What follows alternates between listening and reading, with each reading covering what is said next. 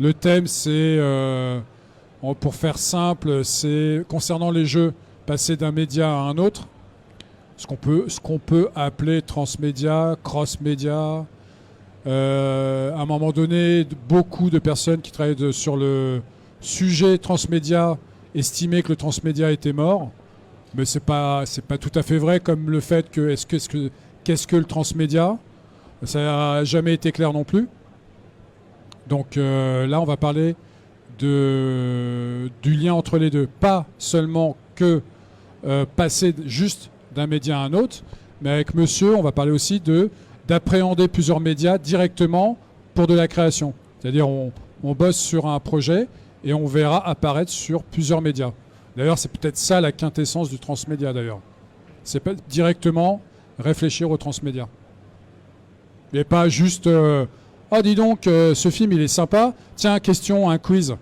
Quel est le super film qui a été fait en super jeu dans les années 80? Ah, il faut connaître. Alors, jeu de plateau. Je peux donner un petit indice après. Un jeu de plateau dans les années 80, plutôt vers la fin. Au début, le jeu avait le nom du film. Mais finalement, évidemment, par rapport à l'éditeur, ils ont changé.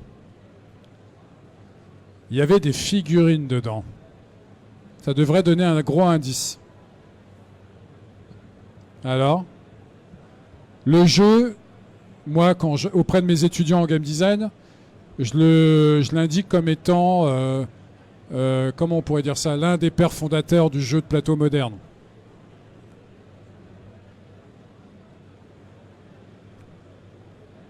Bon, c'est vrai que vous êtes tous très jeunes. Il n'y a que des vieux ici, à part monsieur en chapeau, mais... Non, vous voyez pas? Alors, c'est un jeu, à l'époque, édité, et c'est toujours le cas d'ailleurs, édité par Games Workshop. Un top jeu qui se passe dans l'espace. Space Hulk, eh oui! Space Hulk, super jeu, asymétrique. Alors déjà, grosse nouveauté, c'est pas vraiment une nouveauté à l'époque concernant la symétrie dans les jeux, mais là on était en pleine asymétrie. Des pauvres petits, alors ils ont une super armure évidemment, des pauvres petits Terminators en nombre très réduit face à une infinité d'aliens, de Gen Stealer. Bon, par contre avec de l'armement, etc., possibilité de combat à distance, etc. Mais c'était pas évident. Et surtout, ils ont créé une mécanique qui est juste incroyable, qui est... L'auteur du jeu, il a créé une mécanique. Il a créé l'Overwatch. Possibilité d'intervenir pendant le tour de l'adversaire. Et ça, c'était juste fabuleux. Plus le coût des plateaux modulables, qui permet de faire plein de scénarios différents avec plein de plans différents. Ça aussi. Alors au début, il avait fait le jeu en fonction du film Aliens, Alien 2. Vous savez, l'espèce marine dans l'espace qui se retrouve environnée de Gen Stealer dans tous les sens. Et pourquoi je parle de ce jeu? Parce que très tôt, étonnant de la part de Games Workshop, déjà à l'époque, années 90, déjà il y a eu un jeu vidéo. Bon, c'était pas... Et puis il y a eu plusieurs versions du jeu vidéo. Il y a eu là une 3e édition du jeu de plateau il n'y a pas longtemps. Et aujourd'hui, il y a plusieurs jeux vidéo différents. Games Workshop s'est complètement ouvert au fait de céder la licence, leur licence. Et c'est pour ça qu'on a une pléthore d'offres de jeux vidéo Games Workshop dans tous les sens aujourd'hui. Alors principalement, mais beaucoup aussi sur PC et console. Donc là, c'est quelque chose de très fort au niveau du transmédia. Et puis, autre exemple, avant qu'on commence, pour officiellement commencer la conférence, autre exemple flagrant, une série télé pour les geeks et fans de science-fiction qui a été fait en jeu de plateau. C'est laquelle? Ouais. Battlestar Galactica. Bon, moi, je la considère comme une excellente série. A priori, la prochaine qui arrive n'est pas un reboot, mais ça sera quelque chose de différent. Et surtout, le jeu de plateau Battlestar Galactica, c'est juste une petite merveille qui a été créée par le saint patron des game designers Corey Koniska chez Fantasy Flight Games. Et j'espère, je souhaite que vous ayez joué à ce jeu parce que quand même, ça reproduit bien la tension de la série. Pratiquement chaque tour, c'est un épisode de la série, pratiquement. Hein. Et puis le coup des traîtres parmi les joueurs, bon, ça marche à tous les coups, ça. Hein. Et c'est tellement bien fait, c'est... Vous peut-être rajouter, vous avez d'exemples de jeux, vous? Par exemple, il y a le jeu de plateau Dune, tiré du roman. Donc, il y a eu des séries, on connaît souvent par les séries, mais qui est une belle adaptation aussi. Et pareil, j'y pense un instant parce qu'on parlait de traître. Et c'est pareil, la mécanique du traître dans le jeu de l'autre est assez fantastique. Donc des exemples comme ça, il y en a effectivement pas mal. Moi, je trouve déjà les exemples plutôt intéressants. J'avoue que j'ai joué quand même à des jeux beaucoup plus modernes, donc qui en général étaient moins précurseurs à ce niveau-là. Mais on a quand même... maintenant, c'est devenu assez courant, entre guillemets, hein, ces passerelles d'univers. Et on peut avoir... par exemple, même sur l'univers de Donjons Dragons, on va avoir autant du JDR que de la figurine qui s'est lancée. On a des jeux de plateau, on a plein de choses.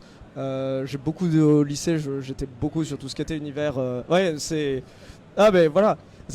Disons que de nos jours, c'est devenu beaucoup plus courant, mais c'est vrai que moi, je suis arrivé à une période où c'était devenu un peu plus standard, et c'était moins des précurseurs des domaines sur ces choses-là. Et je dirais que le truc le plus vieux auquel j'ai joué, ça doit être Donjons Dragons. Donc, mais ce qui est déjà vieux, du coup, c'est déjà... Alors, en fait, là, c'est une très bonne introduction à la conférence qu'on va débuter. On va se présenter, donc justement, profite, comme tu es je crois, le plus jeune. Donc on va commencer par toi. J'espère pour moi, j'ai pas envie de vieillir trop vite quand même. Mais du coup, je suis Florian. Je suis créateur en fait d'un collectif. C'est une coopérative qui fait de l'auto-édition en transmédia. L'idée c'est qu'en gros on se regroupe entre plusieurs créateurs pour pouvoir travailler ensemble sur des projets, des univers, sur plusieurs supports en même temps. Et pouvoir s'auto-éditer parce que souvent on travaille sur des choses qui sont un peu marginales et où ça peut faire un peu peur on va dire aux éditeurs plus conventionnels. Et ça peut être aussi parce que les créateurs ont vraiment la démarche de vouloir garder un petit peu le contrôle sur leur travail, sur leur création. Et du coup l'idée c'est un fonctionnement en coopérative. Et, du coup c'est comme éditer tout seul, mais avoir l'avantage du collectif, avoir l'avantage aussi d'un support, d'un retour d'expérience des uns et des autres, et du coup ça facilite quand même l'accès à l'auto-édition. François, alors moi je suis auteur de jeux, j'ai créé l'adaptation des BD de La Petite Mort en jeu de société. J'ai aussi créé une adaptation, là c'est pas encore sorti, ça sortira peut-être, d'un film assez connu puisque c'est Alien, que j'ai appelé Nostromo, qui a fait l'objet d'un petit tsunami médiatique l'année dernière, puisqu'en fait il y a une société qui a récupéré mon prototype et qui a essayé de l'éditer. Je ne sais pas s'il y en a qui ont suivi l'affaire, c'est pas fini, donc on verra un petit peu ce que ça donne. Donc voilà, moi je crée des jeux, j'aime bien effectivement partir d'un thème fort et l'adapter, donc ça fait un peu partie effectivement de cette conférence. Ouais. Alors moi je suis Farid Ben Salem. On va dire que je suis indépendant et travaille spécifiquement dans le jeu dans tous les sens. Voilà quoi, auteur de jeu, enseignant game design. Alors surtout maintenant enseignant game design, c'est important, c'est la preuve que ça change. Enseignant game design, jeu sur table, jeu tangible, donc jeu de plateau, jeu de rôle, Livre vous êtes le héros, escape room, etc. Beaucoup moins jeux vidéo, jeux hybrides aussi quand même, moitié jeu de plateau et jeux de vidéo, parce que ça vient des éditions volumiques avec lesquelles je travaille depuis le début, et les technos qu'on a inventés.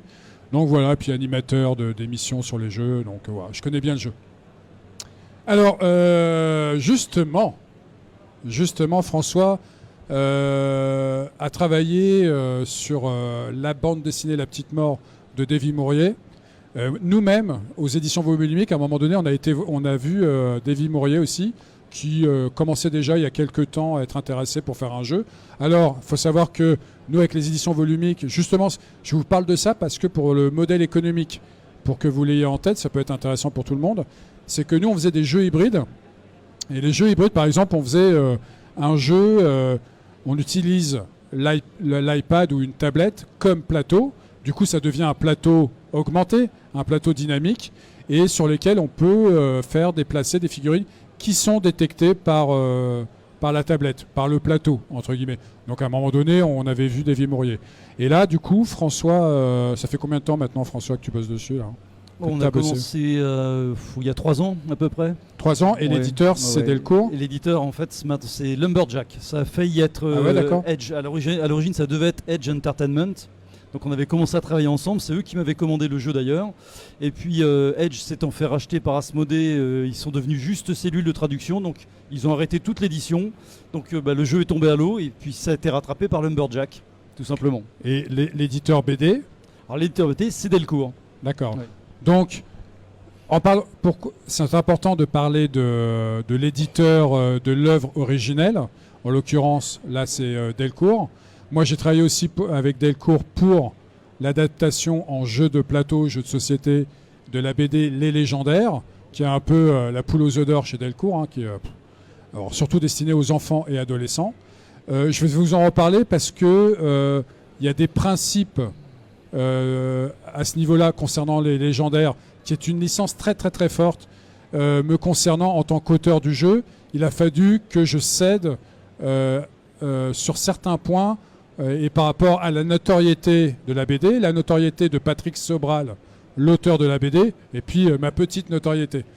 Donc il y a des trucs un peu spéciaux qui se sont faits, qui ne sont pas inhabituels, normalement, pour le traitement d'un auteur auprès d'une licence, l'adaptation, etc. Alors toi, justement, François, comment ça a fonctionné ? Sans rentrer dans le détail, hein, sans rentrer dans les chiffres, mais comment... Est-ce que tu as été payé, par exemple ? C'est important. Ah oui, j'ai été payé, oui. Enfin, je suis payé sur les ventes du jeu maintenant, évidemment, comme tout auteur. Et puis, moi, ça s'est fait, ça a été une triangulaire avec l'auteur et l'éditeur. Alors, moi, la chance, enfin, ce qui était intéressant, c'est que Davy Mourier est aussi un joueur. Donc, c'est comme ça que c'est arrivé. C'est-à-dire, souvent, parfois, en fait, on crée le jeu et on va chercher la licence. Là, c'est plutôt la licence qui est descendue. C'est Davy qui a dit...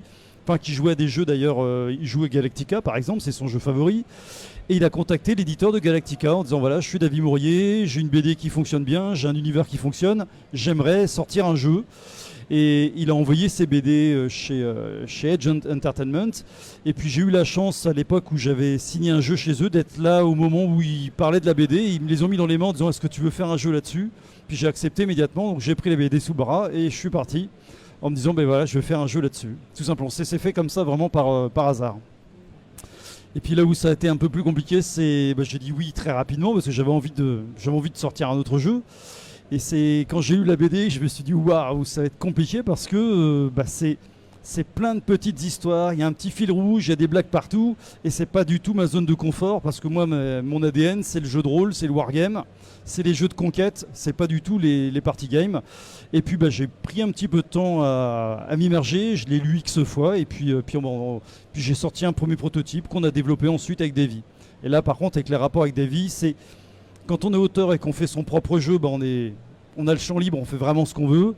Quand on travaille avec un auteur, en fait, quand on est parti de son monde, il faut qu'on s'adapte à son monde et puis il a son mot à dire. Donc on a eu beaucoup de séances de travail avec Davy pour qu'on puisse coller. Il m'a supprimé des choses, il y a des choses sur lesquelles il n'était pas d'accord et c'est lui qui tranchait évidemment. Alors François, voilà. Pour qu'on comprenne, quand tu travailles sur le jeu, tu dis que tu avais beaucoup de contacts avec Davy. Oui. Est-ce que c'était des contacts de visu ou c'était à distance ? Comment ça se passait ? Alors au tout début, quand j'ai créé le jeu, au tout départ, j'avais aucun contact avec Davy. Moi, c'était juste avec Edge. Donc il m'avait donné carte blanche. Il m'avait dit fais un jeu. J'avais pas de cahier des charges. Donc j'ai sorti le jeu pas très loin de ce qu'il est aujourd'hui. Il y a quand même beaucoup de modifs, mais on était déjà sur une base un peu identique. Et une fois que mon jeu était prêt, qu'il avait été testé, qu'il fonctionnait, j'ai pris l'initiative de monter sur Paris. Je suis allé chez Delcourt. Et puis j'ai fait jouer Davy et plus le vendeur de la licence chez Delcourt. Donc en fait, il y a quand même pas mal de monde dans la boucle avant la sortie du jeu. Et là, le but, c'était que Davy valide le jeu. Parce qu'à l'origine, Davy, il avait dans l'idée de sortir son jeu avec la licence Gloom. Alors je ne sais pas si vous connaissez le jeu Gloom, c'est un jeu Edge distribué par Edge. Et pour lui, il pensait faire ça. Et Edge leur a dit, on va peut-être faire mieux. On peut peut-être faire un jeu spécifiquement pour la BD. Et c'est comme ça que ça m'est arrivé. Mais donc la toute première fois, une fois que le jeu était prêt, je suis allé voir Davy. On a joué pour qu'il puisse valider. Puis là, il était ravi d'avoir vraiment un jeu spécifique à la petite mort. Donc pendant le process de création, il n'y a pas eu d'aller-retour entre toi et Davy? Pas au début. Pas au début. Tant que le jeu n'a pas été... donc je ne pouvais pas lui amener un jeu terminé, il s'est rien passé. À partir du moment où j'avais vraiment quelque chose, là les échanges avec Davy se sont faits. D'accord. Alors toi, au niveau économique, tu touches des royalties sur la vente des jeux. Tu as peut-être touché une avance? Oui, une avance à la signature du jeu, comme tout auteur. Ouais. Mais en fait, pendant la phase de travail qui a duré, je dirais, 2 ans à peu près, une première partie d'abord avec Edge. Le projet a été annulé, comme je l'expliquais tout à l'heure. Il est reparti avec Lumberjack Studio. Donc il s'est bien passé 2 ans de travail sur le jeu. Et puis j'ai commencé à toucher quelque chose à la signature du contrat. Donc au moins 2 ans après avoir commencé à travailler sur le projet. Alors il faut savoir que pour un jeu à licence, après on va voir avec Florent autre chose, je vais parler des légendaires aussi de mon côté. Un jeu à licence, c'est pas évident. Pourquoi? Parce que pour un éditeur de jeu, s'il veut acquérir une licence, il faut la payer. Donc du coup, en général, ça transparaît dans le prix final du jeu. Si ça ne transparaît pas, c'est qu'il a fait des sacrifices quelque part. Parce que dans un jeu, évidemment, l'éditeur doit se payer, il faut payer l'auteur, il faut payer l'illustrateur, il faut peut-être payer d'autres personnes aussi, autres, maquettes, des développeurs d'univers, quand c'est un jeu de rôle, etc., etc. Ça peut aller très loin. Et quand vous avez la licence en plus, alors si c'est une grosse licence, c'est pas évident. En général, il faut garder en tête que l'éditeur a fait des sacrifices. Là, par exemple, sur la BD Les Légendaires chez Delcourt, ça posait pas de problème. Pourquoi? En fait, parce que Delcourt, ils avaient déjà fait des jeux avant, via un éditeur tiers. Sauf que c'est avec Les Légendaires, donc le jeu que j'ai fait, cette fois, Delcourt décide de produire le jeu. Première fois. Donc là, c'est eux l'éditeur. Ils sont à la fois éditeurs BD, éditeurs jeux pour là. Donc ça permet de pallier à certaines difficultés. Par contre, contrairement à François, que j'ai pas eu la même chose que François, moi, je ne touche pas de royalties sur les ventes. Ils ont produit le jeu, alors je sais plus, vraiment je m'en souviens plus, j'ai peur de dire des bêtises. Ils ont produit le jeu à un nombre conséquent d'exemplaires, mais seulement destiné aux librairies. Donc le réseau habituel, sans passer par les supermarchés. Mais ça faisait quand même, je sais pas, plus de 20 000, quelque chose comme ça, je m'en souviens plus. Donc pour un auteur, pour un jeu, c'est sympa, c'est super sympa. Sauf qu'ils m'ont dit, t'es auteur du jeu, mais on peut pas le dire. Parce que le seul auteur concernant la licence légendaire, c'est Patrick Sobral. Et on ne peut pas donc te payer comme un auteur. Je fais OK, on fait comment? On te file du cash, enfin on va te faire un chèque. Je fais ouais, dans ce cas, je vous fais un devis et je pense que je monterai assez haut. Pour un jeu de plateau, attention, un jeu de société dérivé de ça. Pour être honnête avec vous, j'ai demandé 6 000 € pour l'ensemble, du début à la fin, etc. Ce qui est pas mal, Ce qui est pas mal. C'est pas évident de toucher 6 000 € en tant qu'auteur de jeux de plateau. C'est carrément pas évident, à moins de créer un truc qui va se vendre pendant longtemps, etc. Donc ils m'ont dit OK, on te paye la moitié au départ et l'autre moitié à la fin quand le jeu est conclu, etc. Donc voilà. Et mon nom, autre élément qui m'embêtait plus, parce que du coup, en tant qu'auteur, quand vous travaillez sur quelque chose, vous avez envie qu'il y ait une trace. Mon nom n'apparaît.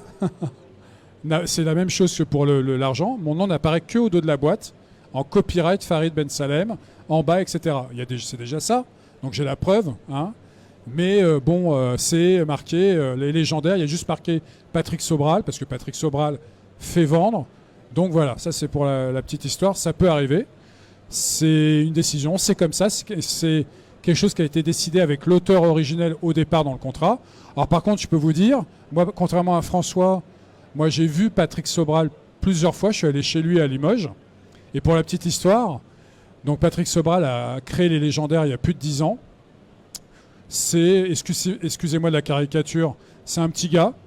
qui bossait pour les porcelaines de Limoges. Il faisait des petites machins et tout ça.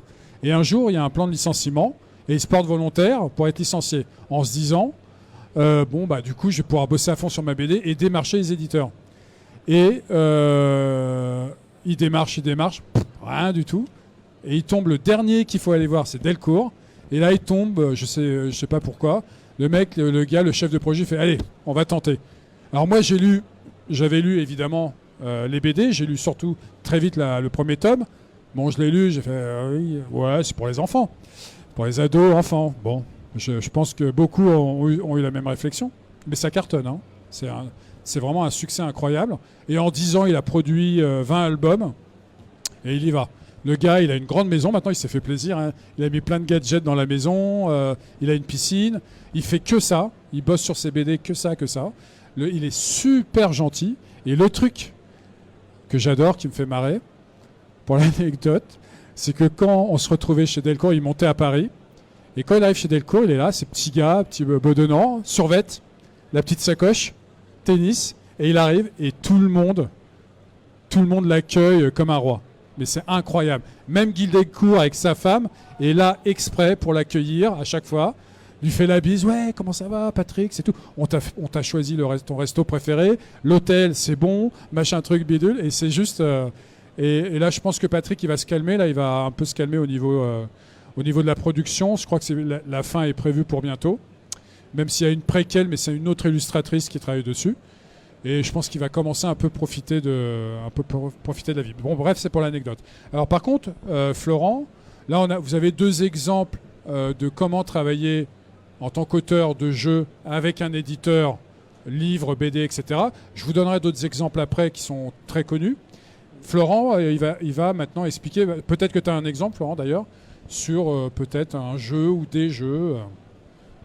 Oui, alors déjà, par rapport à ce que tu parlais, c'est vrai que ça c'est un point courant où quand on travaille sur une adaptation, on peut soit travailler en tant qu'exécutant, soit vraiment en tant qu'auteur, et du coup, c'est vrai que du coup ça fait 2 exemples différents au final. Même nous, au niveau de la coopérative, on a ces problématiques qui se portent suivant les projets, parce que ce soit pour un illustrateur, que ce soit pour un créateur de jeu ou ce genre de choses-là, il y a toujours ces 2 façons de travailler, en fait, soit en tant vraiment qu'auteur avec des droits d'auteur, soit en tant qu'exécutant avec un contrat, avec un chiffre, et puis voilà, et puis je suis pas auteur officiellement, on va dire, même si d'une certaine manière le travail est souvent assez similaire. Et c'est vrai que nous, au niveau du collectif, on est plutôt spécialisé dans le fait de faire du travail directement pensé en fait en transmédia, plus que dans de l'adaptation. Alors c'est pas forcément exactement les mêmes problématiques, parce que quand tu fais de l'adaptation, il faut t'adapter au fait que ça n'a pas forcément été pensé dès le départ pour être exporté sur un autre support. Quand tu le penses dès le départ, t'as ces mêmes problématiques, mais tu y réfléchis en faisant les 2 en parallèle. Par contre, vient des problématiques de coordination plutôt entre les gens. C'est-à-dire que nous, par exemple, au niveau du collectif, on va avoir un auteur qui écrit, et en parallèle, on a des gens qui développent sur la partie jeux vidéo. Ils travaillent sur le même univers et sur la même chose.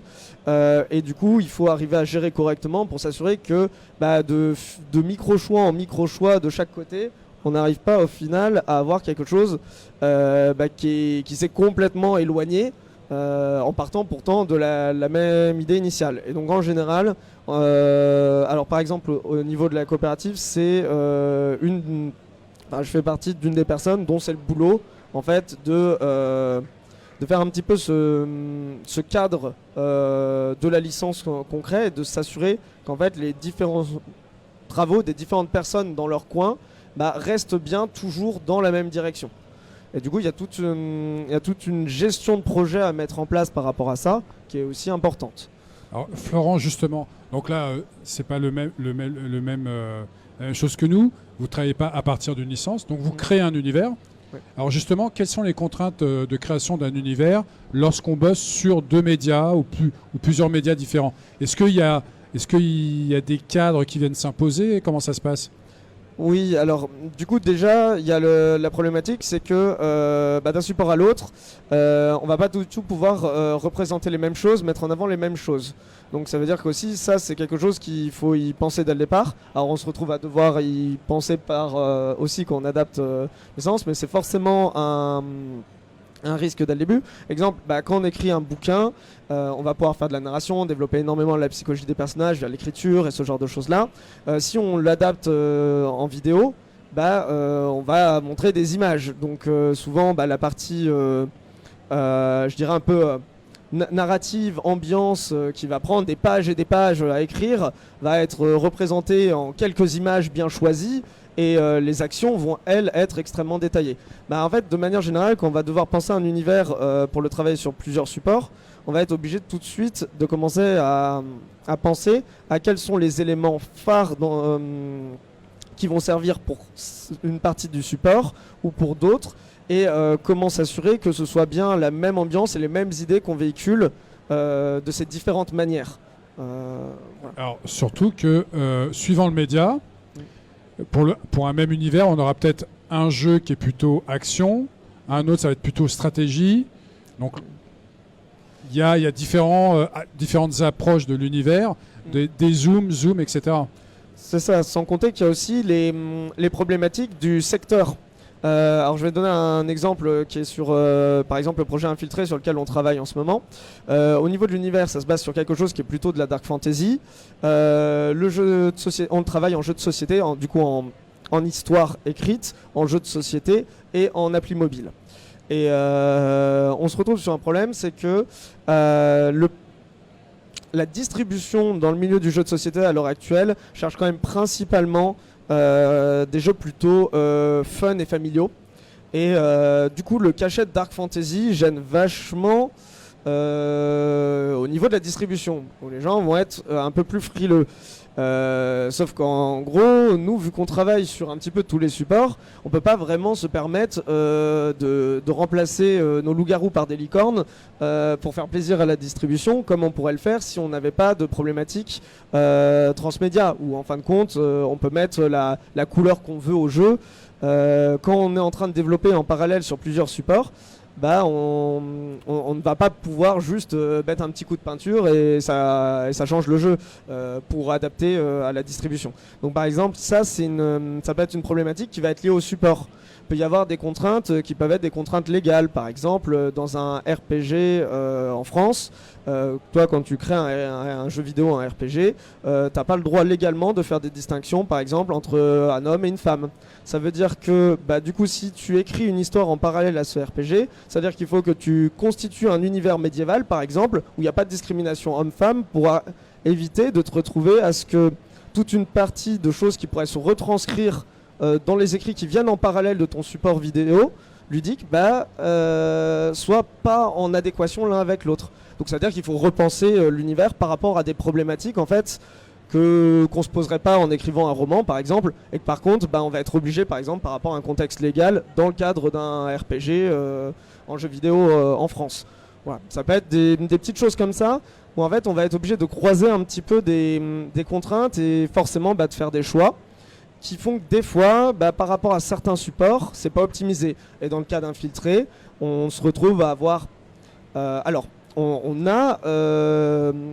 fait des modifications graphiques, par exemple dans le cadre du jeu de société d'Infiltré, pour faire quand même quelque chose d'un petit peu fun, et pas trop dark, mais on peut pas se permettre complètement de changer, et par exemple on sait que ça rendra forcément sur cet aspect-là plus difficile la distribution du jeu de société. Mais l'idée, c'est de profiter aussi du report d'audience, du fait de fonctionner sur plusieurs supports. Donc c'est des choix. En fait, on est obligé, de toute façon, des fois, on n'aura pas le choix et on ne pourra pas faire quelque chose d'optimisé sur tous les supports. L'idée, c'est d'essayer de le faire au mieux, mais c'est pas toujours parfaitement possible. Alors, justement, là, je rebondis sur quelque chose. Moi, que j'ai connu aussi sur des produits qu'on a créés transmédia ou cross-média, etc. L'intérêt de créer une œuvre sur plusieurs médias, c'est de profiter du chaland attiré sur un média pour le pousser à aller aussi sur l'autre média. Donc quelque part, vous doublez entre guillemets le chiffre d'affaires, hein, vraiment entre guillemets. Parce que évidemment, si vous avez bossé sur un média, il y avait un certain coût, et que si vous bossez sur un autre média, il y a encore un autre coût, même si l'univers est le même. Mais comme le précisait Florent, suivant le média, il y a des contraintes. Donc on est obligé de retravailler beaucoup de choses. Donc beaucoup de temps homme. Et du coup, le temps homme, ça fait tout. Hein. C'est les ressources, c'est la charge salariale, etc., même si c'est des prestataires. Et c'est ce qui souvent coûte le plus cher. Mais l'intérêt du transmédia, c'est de profiter de la notoriété d'un produit dans un média pour l'amener vers un autre média. Je reviens au game design, à la création pure. François, sur le projet, donc c'est Nostromo, Alien. Alors, quel est l'objectif, sans parler du reste, c'est vraiment la création pure. Au départ, c'était quoi l'objectif? C'était de reprendre les films, un film, l'univers, parce que l'univers à l'époque n'était peut-être pas hyper développé non plus. Ouais, non, parce qu'en fait, le jeu, je l'ai créé il y a 10-12 ans maintenant. Donc l'origine, oui, j'ai créé celui-ci. Alors en plus, j'avais même pas dans l'idée au départ de l'éditer parce que j'avais même pas un pied dans le monde du jeu de société en tant qu'édition à ce moment-là. Donc j'ai créé ce jeu dans l'idée, effectivement, à un moment donné, de pouvoir, pourquoi pas, créer la suite, Aliens, parce que je suis, moi, grand fan de la série comme beaucoup de monde. Donc à l'origine, oui, effectivement, c'était dans le but de créer une série. Bon, après, il y a eu les événements qu'on a connus. Donc tu parles du premier film. Voilà, le jeu que j'ai créé est vraiment dans l'univers du premier film. Donc, et tenter de créer la tension, l'épouvante, etc. du film. Bah, j'ai voulu retranscrire le côté un peu cache-cache, le jeu de cache-cache qu'il y a entre Alien. Alors, ce qui est particulier, c'est que à l'arrivée, mon jeu, c'est pas du tout un jeu qui fait peur. En fait, on a même tendance à se marrer autour de la table. Donc là j'ai un peu loupé mon coup, mais je voulais un party game. Donc j'ai fait un party game pour 5 à 8 joueurs. Et effectivement, il y en a un qui joue l'alien qui doit bouffer les autres. Donc c'est quand même glauque. Hein. Le but, c'est de tuer les membres d'équipage. Puis le but des membres d'équipage, c'est de réussir à se barrer, quitte en laissant ses potes dans le vaisseau, mais se barrer et tout faire sauter. Mais donc ça reste un jeu qui est tendu, il y a de la tension, il y a un peu de stress, mais heureusement, on rigole. Alors, tu parles de party game. En général, un party game, c'est un jeu aux parties rapides, fun et amusante. Est-ce qu'il y avait un plateau? Il y avait un plateau. Qui représentait quoi? Qui représentait le Nostromo. Donc il y a un plateau avec différentes pièces. Donc j'ai voulu retranscrire ce qu'on voyait dans le film. Hein. Il y a une pièce avec maman, donc le super ordinateur où on va poser les questions pour avoir des infos. Il y avait une pièce en fait où on pouvait bricoler un lance-flamme. Il y a une pièce où on pouvait, enfin bref, on retrouvait des éléments du film, donc plein de clins d'œil au film, où le but c'est d'aller rapidement récupérer des objets qui se promènent avant de se faire bouffer, soit par exemple le détecteur de mouvement, qui permet de s'en sortir si l'alien arrive. Et donc on retrouvait en fait tous les éléments du film jusqu'au Narcissus, qui est la petite navette qui permet de se barrer. Donc il y avait effectivement, c'était un mix entre un espèce de jeu de cache-cache, un jeu il faut récupérer des éléments, pas se faire attraper et puis partir. Donc on retrouve vraiment l'ambiance du film sans les coups de stress. Il y a même le chat d'ailleurs en fait qui est dans le jeu. Et qui apporte un bonus pour la victoire à la fin, non? Qui apporte en fait du sel dans le jeu, qui apporte un petit truc. Les bonus à la fin, c'est encore autre chose. Mais en tout cas, voilà, on retrouve vraiment l'adaptation.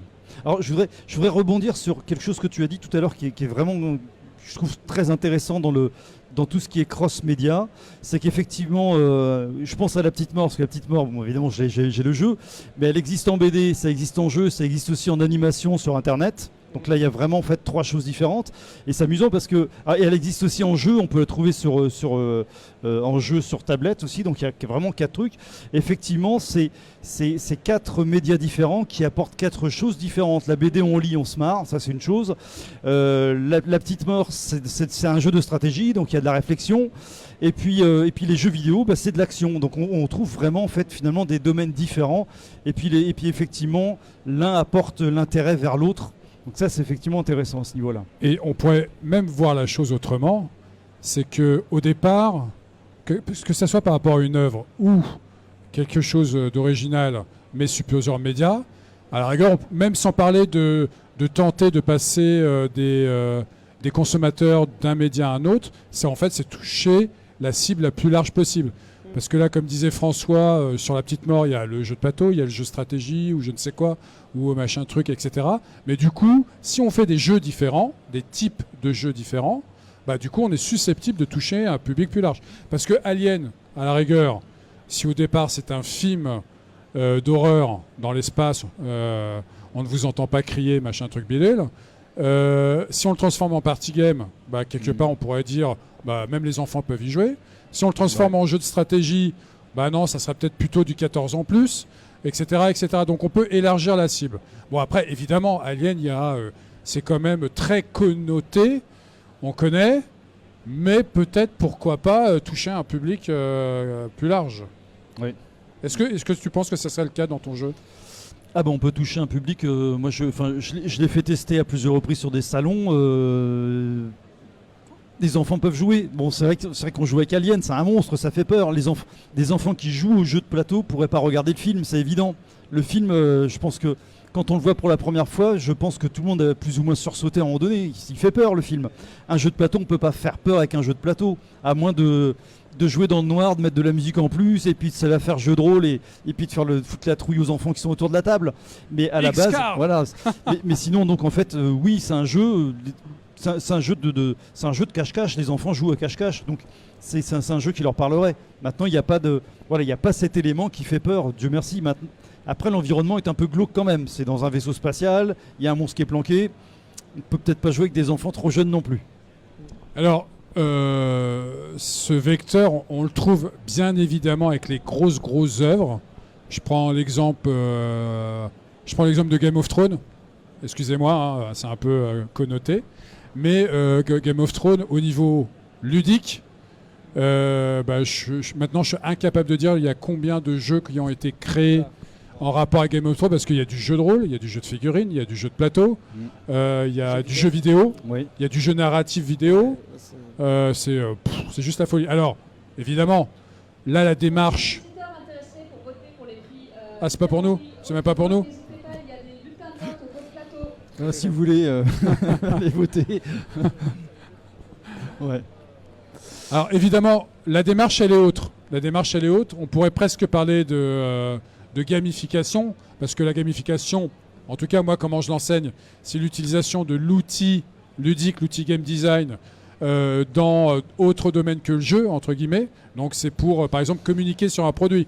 Il y a un exercice que je fais faire à mes étudiants, moi, et qui en fait se fait dans la réalité. C'est par exemple, c'est créer une escape room, une live escape room, une escape game, sûrement éphémère, itinérante éventuellement, pour la sortie d'un film. Il y a des choses qui ont été faites... du côté de Prague, je sais qu'il y a quelque chose qui a été fait en France, j'arrive pas à me souvenir du nom, aussi pour la sortie d'un jeu vidéo, pareil pour les sorties des jeux vidéo. On va créer un autre média jeu pour communiquer, donc c'est vraiment de la gamification, pour communiquer sur l'œuvre qui va sortir. Ça pourrait être un livre aussi, etc. Là par exemple, Bernard Werber, l'écrivain, celui qui a fait Les Fourmis, etc., il en est à son 2e livre sur les chats, il vient de sortir. Bon, bah là, on est en train de voir pour faire un jeu de rôle où on incarne pas que des chats, parce que dans les bouquins, si vous avez lu, c'est vraiment un livre d'aventure en fait. Hein. C'est un livre d'aventure post-apo, guerre civile dans Paris et tout. Je vous laisse découvrir. Mais on pourrait incarner des chats, des chiens, des humains, etc., qui ensemble luttent contre les grands méchants que je vous laisse découvrir et qui doivent même s'exiler ailleurs, etc., et découvrir autre chose. Alors... Pourquoi faire ça ? Pourquoi faire le jeu ? Quelque part, pour l'éditeur, c'est pour se faire de l'argent, tout simplement. Dire, bon, ok, on vous cède la licence. Enfin, on cède, attention, hein, on paye. Oui. Quand je suis éditeur de jeu, pas moi, je ne suis pas éditeur, mais moi, je fais souvent l'intermédiaire. Par exemple, pour La Horde du Contrevent, le célèbre bouquin de Damasio, le bouquin fantastique français le plus vendu. Moi, j'ai 2 auteurs belges qui me contactent. Qui sait que je connais du monde dans le jeu, et je les mets en contact avec Istari à l'époque, parce que Cyril Demeg est un grand fan de science-fiction et surtout un grand fan de La Horde du Contrevent, et boum, on lance l'édition du jeu. Malheureusement, il a payé, il a payé les droits aux auteurs, il a payé les droits à l'éditeur livre, La Volt, mais malheureusement, il était déjà parti sur Unlock, le jeu, Cyril Demeg, Et maintenant, il travaille chez Space Cowboy. Histary, pour l'instant, est mis de côté, donc on a arrêté, même s'il avait payé. Par contre, il est chez un autre éditeur. Là, je leur ai trouvé un autre éditeur, un petit gros éditeur de jeux, mais un gros éditeur de livres. Fantastique. Donc voilà, il y a cette possibilité-là. Avec un B. Pardon ? Ça commence avec un B. Hein, peut-être un B, ouais, peut-être. J'ai rien dit. Hein. Bon, après, il y a plein d'exemples. Hein. Sur Conan, il y a eu Conan, c'est marquant parce que ça a connu un joli succès. Peut-être un des premiers gros succès français sur Kickstarter. Moi, j'avais travaillé dessus au tout début avec Fred Henry et Leonidas Vesperini. Bon, on a vite arrêté ensemble. Mais après, ça a très bien marché. Par contre, l'acquisition de la licence Conan ne s'est pas fait sans mal. Surtout, à l'époque, elle était chez Paradox Interactif. Je ne sais pas si vous connaissez ceux qui font les jeux, qui avaient fait le jeu Europa Universalis. Je crois qu'ils sont dans Total War aussi, il faut vérifier, je ne m'en souviens plus, etc. Donc, ça a été pas évident de récupérer la licence. C'est une licence quand même assez forte, qui coûte un certain volume d'argent. En soi, c'est pas si cher. Mais quand même, ça a un coût. Mais derrière, il y a eu un éditeur assez malin qui a assez vite trouvé de l'argent. Et puis, ils ont fait le KS, le Kickstarter. Donc, ça a plutôt bien fonctionné. Mais qu'est-ce qui a permis que le Kickstarter fonctionne ? C'est aussi la licence derrière. Donc, ça peut aller peut-être le coup d'investir. Aujourd'hui, là, si vous allez sur le stand d'Edcro, on va parler jeu de rôle. Jeu de rôle qui connaît une explosion depuis 3-4 ans maintenant, surtout avec l'arrivée de Donjons et Dragons 5e édition, puis aussi tout le reste qui est à côté. Il y a aussi la présence, mais ça c'est valable aussi en jeu de plateau, la présence toujours du financement participatif. Le financement participatif, outre le fait que ça permet de récolter de l'argent, c'est aussi une grosse plateforme de communication. Ça, il ne faut pas le négliger. Même si vous ratez votre campagne, il ne faut pas hésiter derrière à la relancer, en corrigeant évidemment certains paramètres et vos tableaux Excel surtout. Bref. Donc ça permet, tous ces éléments-là permettent d'avoir accès à des petites, grosses, très grosses licences, etc. Là, par exemple, aller choper une licence Star Wars, Harry Potter, Game of Thrones, il faut être Asmodée. Hein, Asmodée, ça tombe bien. Asmodée, racheté 1,2 milliard il n'y a pas très longtemps par un fonds d'investissement français.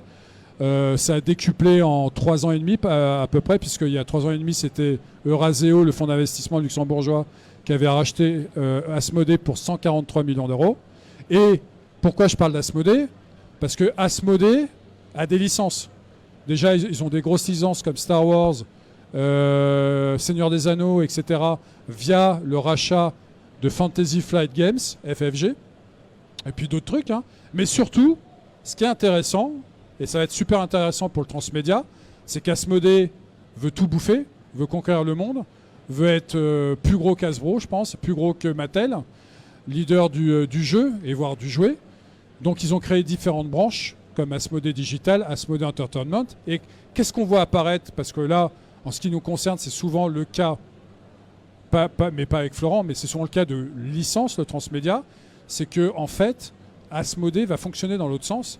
C'est que via leurs jeux, Jungle Speed, des grosses licences jeux, qui deviennent des licences, qui deviennent des brands, des marques. C'est ce qu'on connaît chez Hasbro avec Monopoly, Cluedo, Bataille Navale, etc. Moi, j'ai bossé avec eux avec les éditions volumiques. On a fait des jeux avec notre techno pour Monopoly. Bref, donc on a gagné des sous quand même. Ça se vend bien, il y a Monopoly derrière. Monopoly, c'est le jeu le plus joué au monde, même en dématérialisé. Et donc Asmodée va faire l'inverse, c'est que via ses licences jeux, il prévoit de faire des dessins animés, des séries télé, des films. Donc là, on a quelque chose d'intéressant, presque, j'ai envie de dire, inverse, concernant le transmédia. Mais quelque chose qu'on a vu avec Lego. Lego qui est du jouet, c'est pas du jeu. Ils ont fait des jeux. Mais c'est du jouet, et évidemment on connaît le succès des films Lego, qui sont très bons d'ailleurs, très rigolos, qui sont, moi je pense, tout public, pas que enfants, et on a déjà connu ça. Asmodée, évidemment, ils veulent faire la même chose. Peut-être vous avez des éléments à rajouter ? Ah, moi, je ne sais pas si ça sortira, mais j'avais lu que le jeu Les Colons de Catane allait sortir en film. Donc ça, c'est très surprenant aussi, parce que le scénario, je voudrais bien le lire un peu. Je voudrais bien voir Ça va être assez surprenant, oui. Mais tu sais... Oui. Non, mais attends. En parlant de transmédia de folie, c'est que Bataille Navale, en anglais, c'est Battleship. Nous, avec les éditions volumiques, on fait des jeux hybrides. On a créé des technos. Effectivement, comme le dit monsieur, il y a le célèbre jeu auquel tout le monde a joué au moins une fois. Ils ont fait un film avec Rihanna. Ok. Et ben, vous savez qu'on était aux éditions volumiques, on a signé avec Hasbro, donc c'est eux les propriétaires de la licence. Ils font, tiens, avec votre techno, ça serait pas mal de faire un jeu. Et on leur a fait, bah ouais, ok, super, pas de problème, on fait un jeu. Et ouais, mais non, attention. C'est pour ça que c'était un peu...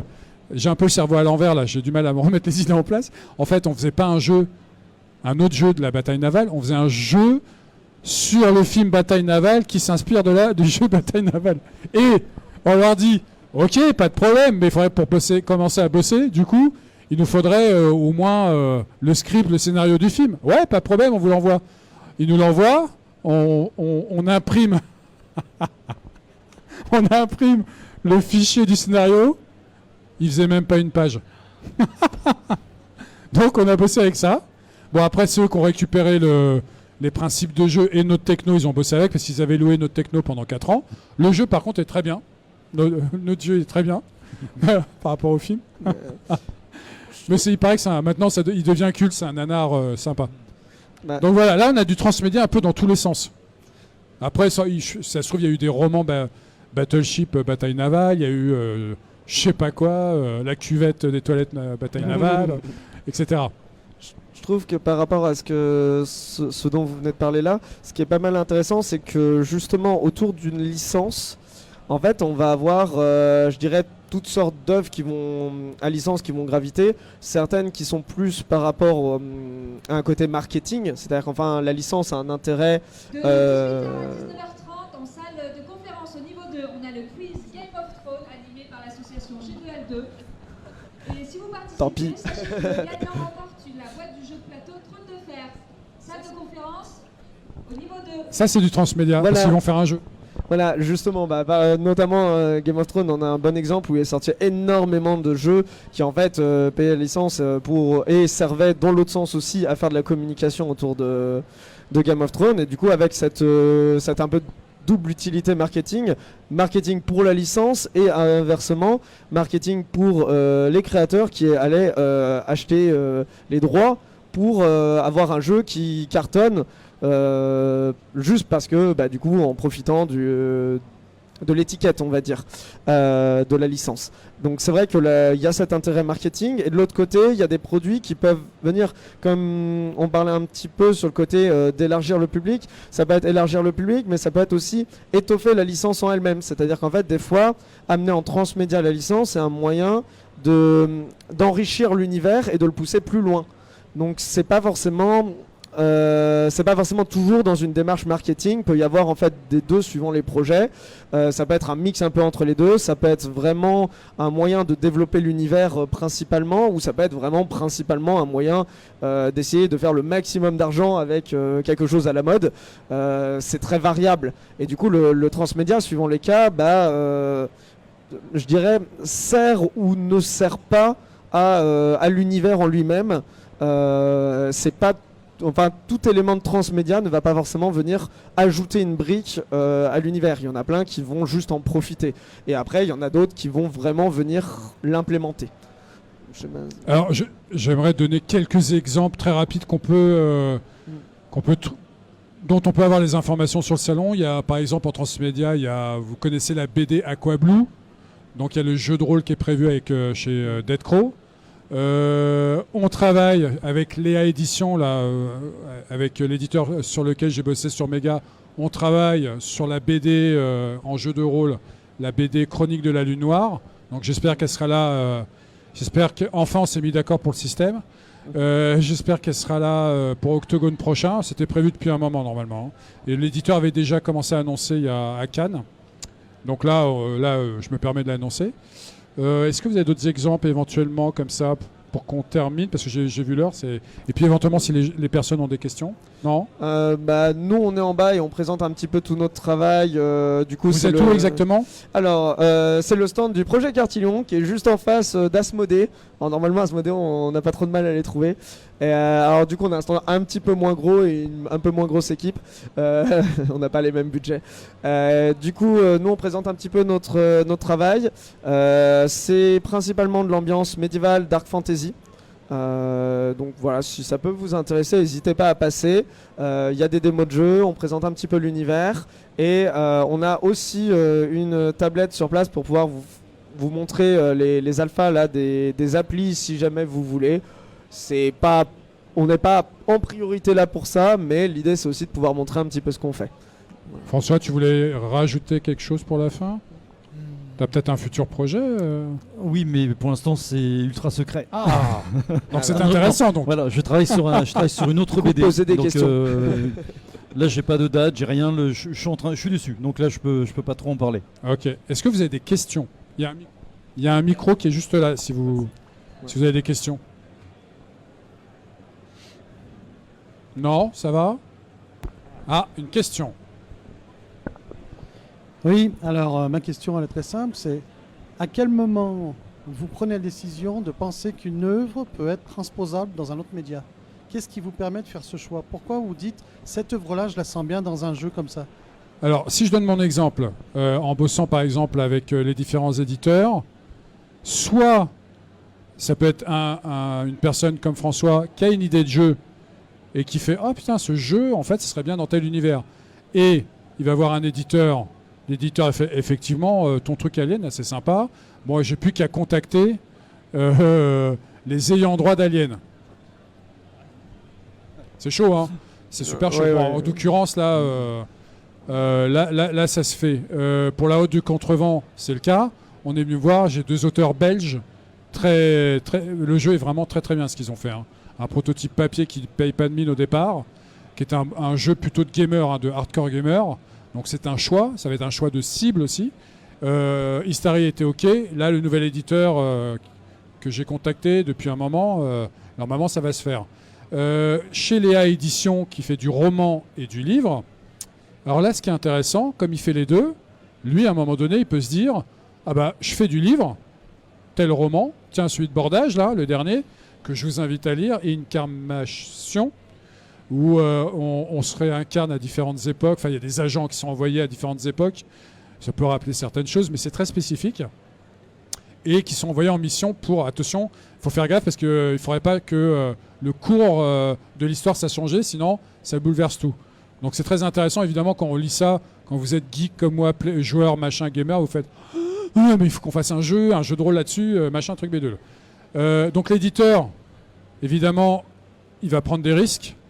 Avec une licence, c'est ça le problème de l'éditeur, c'est que une licence, ça coûte de l'argent en plus, mais la licence peut aider à ramener beaucoup de chalands, beaucoup de clients. Donc c'est tout le casse-tête à se poser pour l'éditeur. Normalement, alors moi je vous le dis tout de suite par rapport à l'ensemble des éditeurs avec qui je suis en contact, moi j'interviens pour des fois aller choper une localisation ou choper une licence. En général, un éditeur, il a très envie de choper une licence connue ou que lui il aime bien, qu'il apprécie. Ça peut être par passion aussi, hein, et de faire un jeu avec. Parce que souvent l'éditeur de jeu est un passionné. Donc il a vraiment envie d'y aller. Et puis il se dit quand même, ça devrait me ramener au moins un minimum d'exemplaires vendus. Donc il y a quand même cette question-là, qui est d'abord économique, mais qui peut être aussi passionnelle. Est-ce que vous avez d'autres questions? Il y a monsieur qui arrive pour une question, c'est ça? Oui. Alors c'est la conférence sur le transmédia. Non, c'est bon? Oui? Non? Eh bien écoutez, merci beaucoup à tous. Merci à tous d'avoir été patients. Et puis on se revoit l'année prochaine. Ou tout à l'heure. Oui, ou tout à l'heure sur le stand. Merci.